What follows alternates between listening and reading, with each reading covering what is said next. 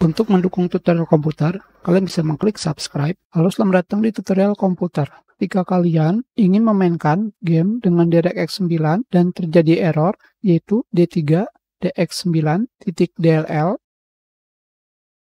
selanjutnya kalian mendownload DirectX 9 dan menginstalnya seperti ini.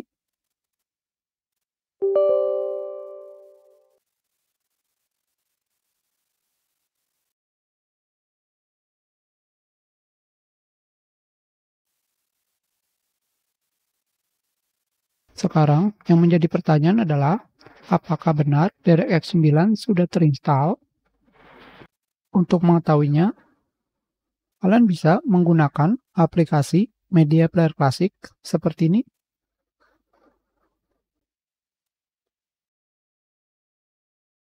Di sini yang digunakan adalah DirectX 11, D3, D11.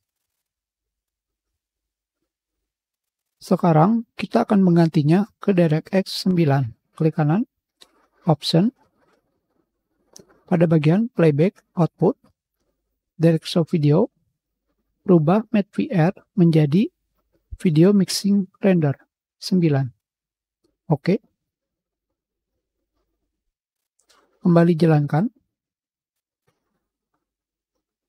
Sekarang seperti yang kalian lihat, berubah menjadi D3 D9E.